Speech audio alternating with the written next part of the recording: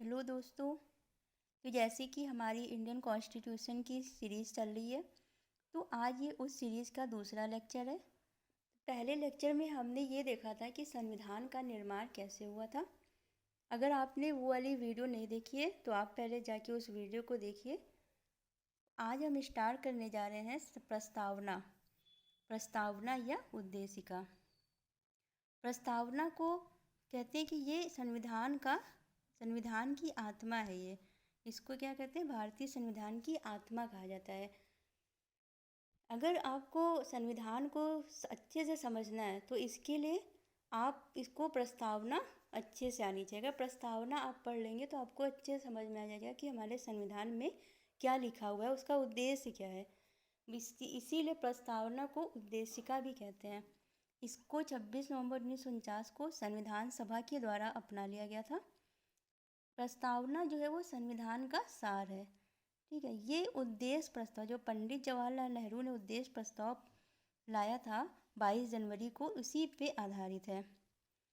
प्रस्तावना प्रस्तावना क्या है, संविधान का एक अभिन्न अंग है, तो इसमें भी संशोधन किए जा सकते हैं। ये है हमारी प्रस्तावना। तो ये प्रस्तावना की जो एक एक लाइन है, ये एक एक क्वेश्चन है, समझ लीजिए। यहाँ से बहुत क्वेश्चन आते हैं। तो चलिए हम देखते हैं पहले कि पहली लाइन इसकी, हम भारत के लोग। पहला क्वेश्चन तो यहीं से बन गया, हम भारत के लोग। पूछेगा कि भारतीय संविधान जो है हमारी, उसकी उसकी आत्मा क्या है। भारतीय संविधान जो हमारा, उसका शक्ति का स्रोत क्या है। शक्ति का स्रोत जो हमारे संविधान है, उसको पावर कहाँ से मिलती है, तो वो मिलते हैं हम भारत के लोगों से। भारत के लोगों के द्वारा ही संविधान को शक्ति मिलती है। ठीक है, ये क्वेश्चन आया हुआ है कि संविधान की शक्ति का स्रोत क्या है, तो हम भारत के लोग ही संविधान की शक्ति का स्रोत हैं। और ये हम भारत को एक संपूर्ण प्रभुत्व संपन्न मीन्स कि इस पे सिर्फ हमारा अधिकार होगा। यहाँ किसी भी काम को करने के लिए हमारे देश को किसी दूसरे देश का हस्तक्षेप नहीं होगा। ठीक है, यहाँ पे जो देश की सरकार है वही जो भी नीतियाँ बनाना है सब खुद से बना सकती है। सेल्फ डिपेंडेंट मतलब पूरी तरह से इंडिपेंडेंट, हम लोग किसी और पे डिपेंड नहीं होंगे। प्रभुत्व संपन्न, समाजवादी, पंथ निरपेक्ष और लोकतंत्रात्मक गणराज्य। तो समाजवादी क्या होते हैं कि जैसे हम लोग क्या समाजवाद का समर्थन करते हैं, समाजवादी है हमारा इंडिया। दूसरा है कि पंथ निरपेक्ष है। पंथ निरपेक्ष में मतलब कि इंडिया का कोई धर्म नहीं है। ठीक है, इंडिया कोई धार्मिक कंट्री नहीं है। इंडिया क्या है, पंथ निरपेक्ष। यहाँ पे सभी धर्म के लोग रहते हैं और सबको समान भाव से देखा जाता है। ठीक है, तो ये हमारा देश कैसा है, पंथ निरपेक्ष है। लोकतंत्र मतलब लोगों का यहाँ पे तंत्र चलता है, लोगों का अधिकार चलता है यहाँ पे।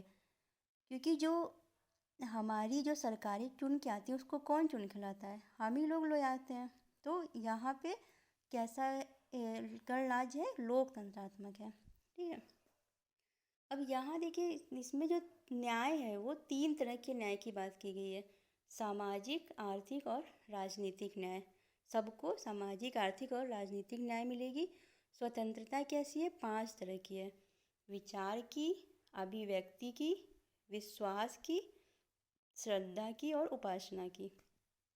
ये 5 टाइप की स्वतंत्रता की बात कही गई है। और समता जो है वो प्रतिष्ठा और अवसर की है। और व्यक्ति की गरिमा और राष्ट्र की एकता और अखंडता सुनिश्चित करने वाली बंधुता बढ़ाने के लिए दृढ़ संकल्पित होकर अपनी संविधान सभा में हम 26 नवंबर 1949 को इसको अपना लिया गया था। ठीक है, तो यहाँ पे देखिए कितने तरह के न्याय की बात कही गई है, 3 तरह के न्याय की बात कही गई है। ये क्वेश्चन ये ऐसे आता है कि हमारे प्रस्तावना में कितने तरह के न्याय की बात कही है, तो 3 तरह के न्याय है। स्वतंत्रता 5 तरह की है, समानता 2 तरह की है और बंधुता 1। ये आपका सीधा सीधा क्वेश्चन आ जाता है। ठीक है, अब जब प्रस्तावना बनी तो अब ये इस पे बहुत चर्चा हो रही कि क्या ये प्रस्तावना संविधान का हिस्सा है या नहीं। तो इसमें सबसे पहला मामला जो आया वो 1960 में आया, बेरूबारी संघ का मामला। इसमें ये कहा गया कि प्रस्तावना संविधान का हिस्सा नहीं है। इन्होंने क्या कहा कि प्रस्तावना संविधान का हिस्सा नहीं है, और जो उच्चतम न्यायालय उसने इनकी बात को स्वीकार भी कर लिया। लेकिन फिर केशवानंद भारती मामला जो आया 1973 में, ये बहुत ही इम्पोर्टेंट केस है, इसको अच्छे से आप याद रखिए, क्योंकि यही वो मामला है जिसके बाद क्या था, जो मूल विशेषता आया था, मूल विशेषता की बात चली थी, वो केशवानंद भारती मामले से ही निकल के आया था। ठीक है, तो इसमें क्या कहा गया कि प्रस्तावना संविधान का एक महत्वपूर्ण हिस्सा है। सर्वोच्च न्यायालय ने जो पहले अपना डिसीजन दिया था बेरूबारी संघ मामले में कि संविधान का हिस्सा नहीं है प्रस्तावना, उसको उसने खुद ही खारिज किया और कहा कि हाँ, प्रस्तावना संविधान का हिस्सा है। और आर्टिकल 368 के तहत प्रस्तावना में भी संशोधन किए जा सकते हैं। ये क्या होता है, संविधान में कोई संशोधन करना हो तो वो आर्टिकल 368 के तहत करते हैं। तो अब ये कहा गया कि केशवानंद भारती में कि प्रस्तावना संविधान का अंग है। ठीक है, और जो मूल संरचना की बात निकल के आई थी वो केशवानंद भारती मामले में ही आई थी। इसका एक अलग चैप्टर ही है, वो हम आगे पढ़ेंगे। फिर तीसरा केस आया SR बम्बई केस। इन सब का आप ईयर अच्छे से याद रखिएगा। 1994 में इसने कहा कि प्रस्तावना ने ही संविधान की मूल संरचना का संकेत दिया। ठीक है, फिर आया LIC ऑफ इंडिया केस 1995 में। इसमें भी कहा गया कि संविधान प्रस्तावना का एक अंग है। ठीक है, LIC ऑफ इंडिया केस 95 में आया था, बम्बई केस 94 में। और ये आपको उसके सब ईयर्स अच्छे से याद रखने हैं। ठीक है, और जो भारत की प्रस्तावना है वो न्यायोचित नहीं है।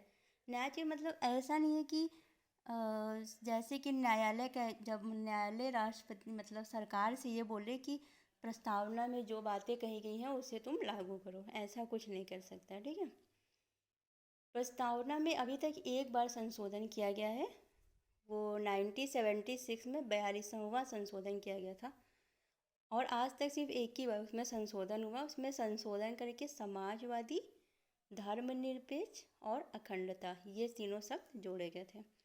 ठीक है, जो 42वां यहाँ पे धर्मनिरपेक्ष नहीं, पंथ निरपेक्ष कर सकते हैं, पंथ निरपेक्ष, समाजवादी, पंथ निरपेक्ष और अखंडता।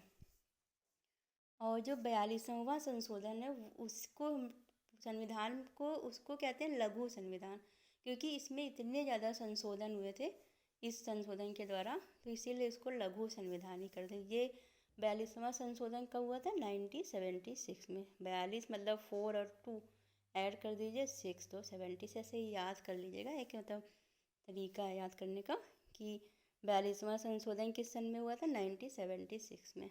और 44वां कब हुआ था, 1978 में। तो 8 है तो 4 + 4 8, 4 + 2 6। ठीक है, ऐसे ही याद कर लीजिएगा, याद करने का तरीका। तो बस हमारी प्रस्तावना में बस इतने ही है, इसको आप अच्छे से पढ़ लीजिएगा। यही है हमारी प्रस्तावना। तो आपको वीडियो कैसी लगी मुझे कमेंट में ज़रूर बताइएगा, और इसकी PDF आपको मेरे टेलीग्राम चैनल पे मिल जाएगी। मैंने इसका लिंक मेरे वीडियो के डिस्क्रिप्शन में है, आप देख लीजिएगा। और हाँ, इसके पहली वाली वीडियो आप ज़रूर देख लीजिएगा। ओके फ्रेंड्स, थैंक यू, फिर मिलते हैं नेक्स्ट क्लास में।